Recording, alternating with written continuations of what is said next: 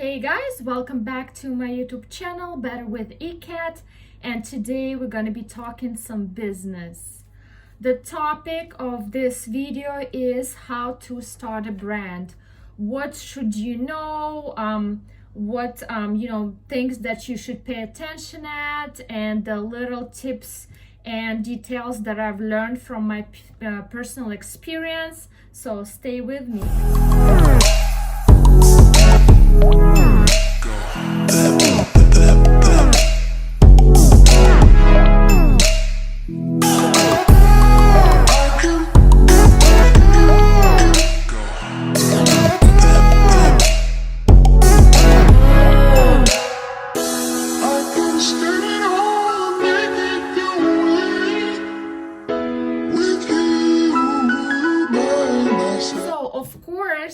Every brand, every business starts with a product, right? With the idea, what you want to put out there, how you want to help people. Usually either it's a service, right? Either it's a product.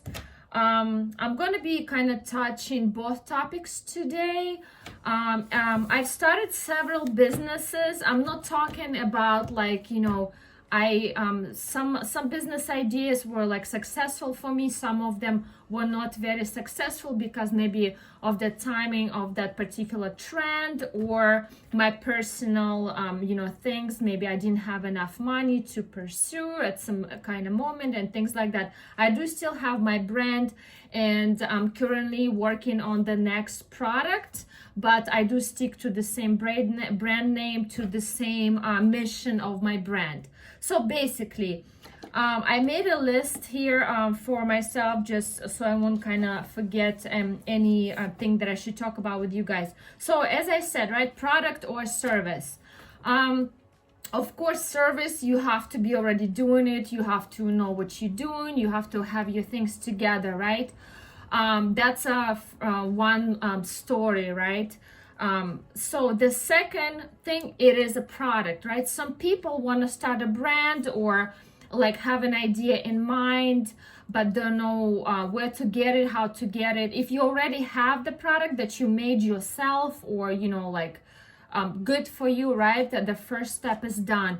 But some people, for example, my first business that I started was a meal prep service. So I just kind of went from there. I got some clients, word of the mouth, and I got clients that prepaid, and I went from there, right? I started making those healthy fitness meals.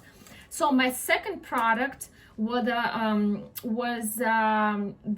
was trending back then, fitness teas. So I did personally found a manufacturer, basically private business that were doing that kind of thing. So you do have to your own research. You have to research a lot. I've done tons of research on, especially when you're trying to formulate or create your product, right? You want to be sure it's healthy for people. You want to make sure it's not harmful. It's not gonna do any damage to either outside of the body or inside of the body of the person who's going to be using it, right? So I'm not going to go deep into those kind of details. I kind of want to go through every little aspect in a short version. So the fitness tea blends I've created myself. I've researched tons of ingredients that I want to put into each different blend. One was a post-workout fitness tea, it's called recovery, and the other one was pre-workout, the one that gives you energy, right? So I did that. I created it myself, and yes, I found the manufacturer. I gave them idea, he put it together, he sent me samples, right? I perfected the samples, and I was happy, and I'm like, okay, let's do it. And this is the way to go, right? If you want to create something on your own, you have to do your research. You have to find the business that will help you. If you try to, for example, formulate a drink or food, there is plenty of services out there. You again have to Google research formulating companies, blah, blah, blah, blah, blah. So the question is, either you like me, who was not very rich, and I was like barely kind of like trying to make it myself in life, and then I'm trying to start a brand, which believe me, starting a brand is not that easy, but everything is possible. So you do have to have money, right, to even start it, you know. I'm not saying there are certain ideas maybe require like thousands of dollars, certain ideas require maybe hundreds, few hundreds, 300, things like that. So this is again another story, right? So you have to kind of know your budget, what you're capable of, and do your research, how much different companies want for formulations, for creations, for design, whatever you work in there, right? Like whatever your product or service is. So yes, either if you are, for example, like me, in like a food or supplement industry, basically that was kind of like, I call it my third product. First was meals, right? Second one is teas, and then it was weight loss supplements, all natural, of course, was all natural ingredients. I kind of learned, and back then I did not have much money for formulations. They wanted like thousands of dollars to start with, to even just try to formulate your formula, right? And I running into, again, from the personal experience, nobody was there to kind of like help me out, to guide me, unfortunately. So I found it the way, like the thing called private labeling, right? There's thousands of companies out there. You can private label, I don't know, iPhone case. You can private label bottle of water. You can private label vitamins, supplements, all that stuff, right? Everything is out there basically. So you can look through those companies, you do your research, and you know, see how much, what's the minimum quantity of order, how much would be, you know, you have to create the labels, you know, all that stuff, make sure this design fits the FDA approvals, all the other certifications, and all of the other, you know, qualities that you have to have for your particular product to be safe and be able to sell on the market, right? So that you have to keep in mind, you can do private labeling too, and you put your name and it represents your brand, and you know, people think that's your own product. So I don't know how much, but maybe like 70% of everything on the market is literally private label. So yes, so the other thing, right, private labeling, what I was talking about, a lot of people, I'm sure we all heard about Alibaba. The products come from China. I don't know, I never tried to do anything food from China. Everything was local that I've, you know, put out on the market there. Everything was made in US. I don't trust China like food or supplements or vitamins. That's personally me, but I don't know, maybe some people do that, private labeling from China. But yeah, if it's like an iPhone case, you can private label in China. They put your logo, everything is ship you directly, you know, and then you can sell it yourself, things like that. But yeah, there is also minimum order quantity, so make sure you have to have that amount of money even before you get the orders, right? So the thing is, orders are not guarantee. You don't know if you're gonna sell this product or you're gonna get stuck with this amount with this quantity of your product, right? So I face those challenges too. But you know, it is a part of the starting a business and things like that, starting a brand. After that, how do you, so again, what I've learned, I've created, when I had the, you know, my first products, I created Shopify, was that? Wix, you know, where I built my own websites, right, for those products. And of course, if you don't drive bunch of traffic, which it means spending a lot of money on advertising for your product, nobody's gonna find your website. Nobody, unless you may be huge celebrity or huge influencer, things like that, that a lot of people go to your social media and then they see the link and then they go there, right? So this is very, very hard. So I do, and plus you already automatically, even if you're not making any sales, you're paying per month for the website, right? It's already extra cost for you every month. Just pay attention to that. For the beginners like me, I do recommend starting with Etsy. We all know Etsy website. They say that it's only for like a handmade things, but I've sold things. Everybody sells resell on there, right? Private labeling, just simple reselling, all that stuff. So Etsy, they charge you cents for post. Either you sell, don't sell, you know, they don't charge you every month, I don't know, 40-50 bucks. So they charge you a little bit per sale, right? So super affordable, super easy at no risk. Etsy or eBay is kind of similar structure, not much money at front if you want to post your product. And the beauty of those platforms, there's like constant traffic already. You don't have to spend like on advertising on your own. You already get that extra traffic from those platforms, which is super beneficial for you. You know, people can find your product there without you even trying. And Amazon, we all know Amazon. It is way like harder to get on there these days. Some people do it. I'm not super familiar, but when I've tried, especially get it with my supplement, because my supplement was under my brand's name, and for that they required me to have trademark. Another thing, trademark, if you don't want somebody steal your name of your brand that you're trying to build so hard, you invested money, right? Somebody can snitch the name and you kind of screwed.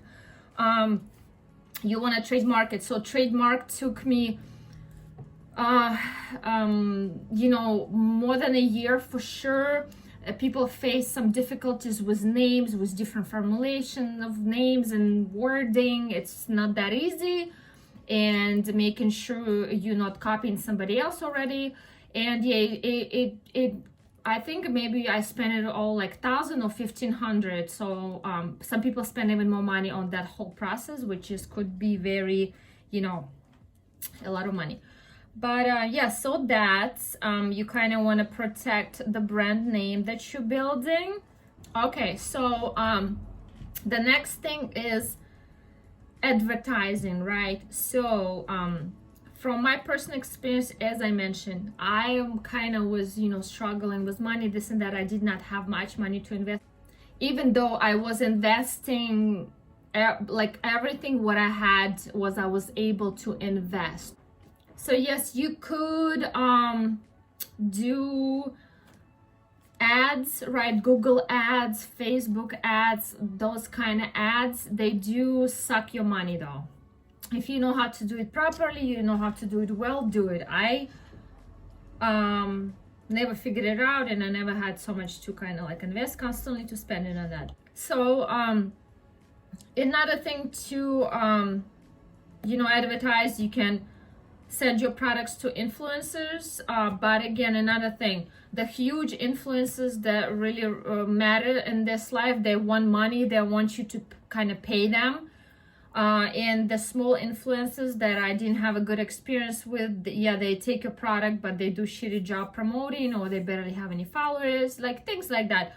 So that's something to keep in mind.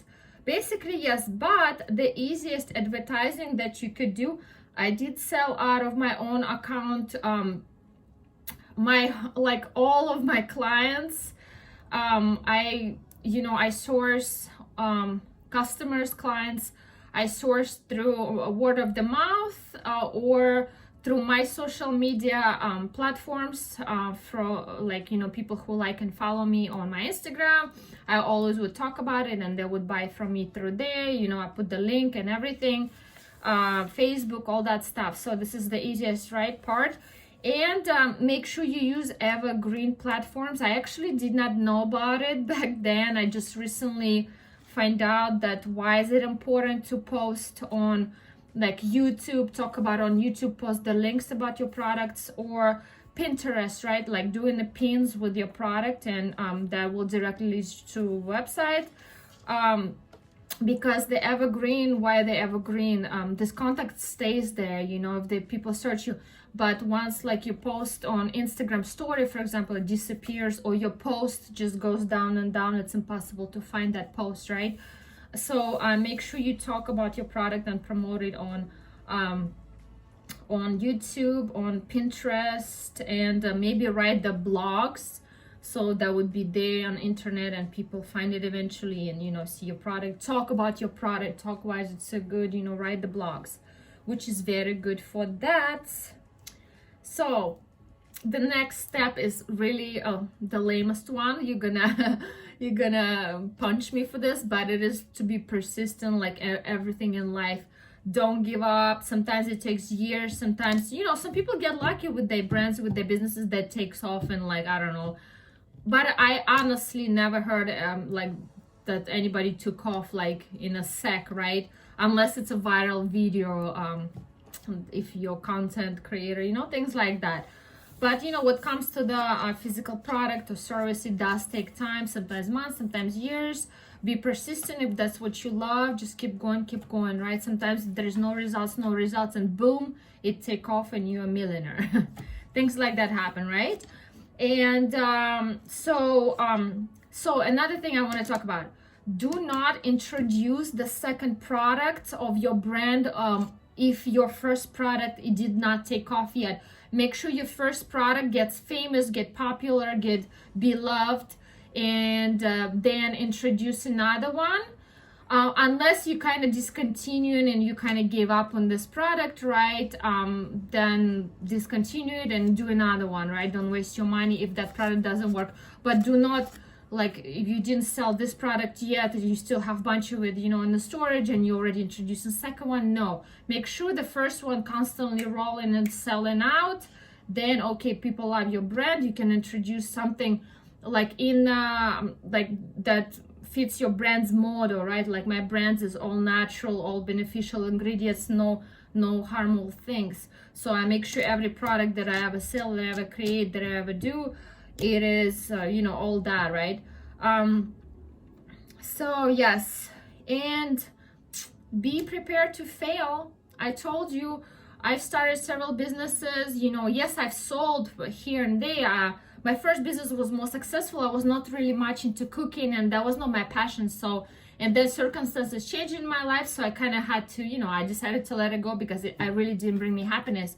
But to creating a healthy products, you know, all that stuff, and marketing, all that stuff is my favorite, right? So I failed, you know, like a lot, but I know what I want to keep pursuing, right? Keep trying different products. This products, you know, discontinued or trend faded away, so I'm introducing different products. I'm still working on my brand. So be prepared to fail, right?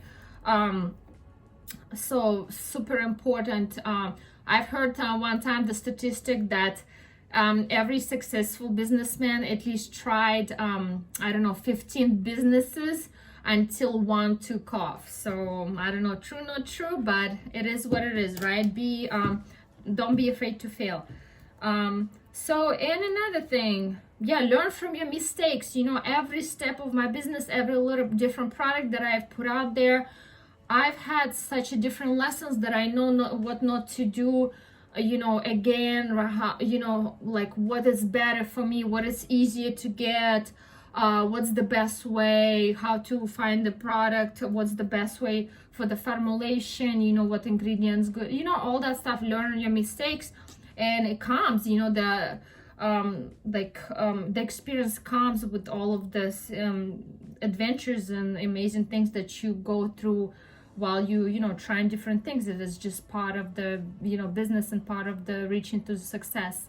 And yeah, so another last part, I don't know much about it, but I did listen to somebody for my very first business.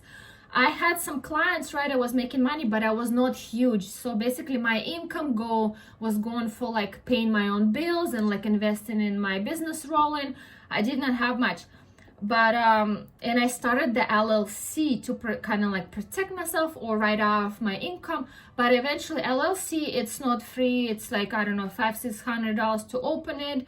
Then they wanted me to pay every year, I don't know how much, 800, I don't know. Basically, before you start LLC, make sure you really make an income and profit and all that stuff. Make sure you're doing good, and then, you know, open the LLC. So you would not ended up like me, investing all this money for opening it, and eventually it was just like not even necessary at the moment, and I had to pay even again $500 to shut it down. Like, it was a mess. So don't be into, you know, and I see a lot of people on my social media like starting like a business for the first time. Oh, my LLC. I'm like, dude, you don't even need LLC right now.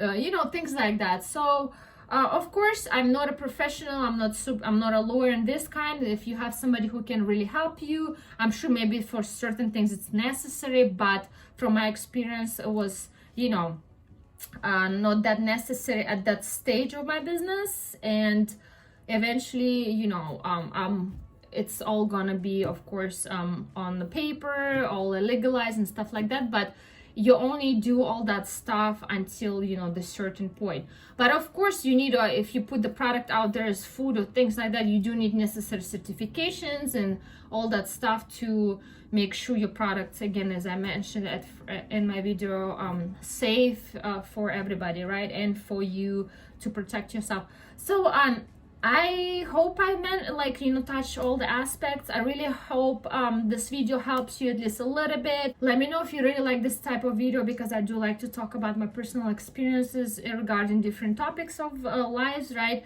And please like, share, and subscribe, and I will see you soon here again. Bye.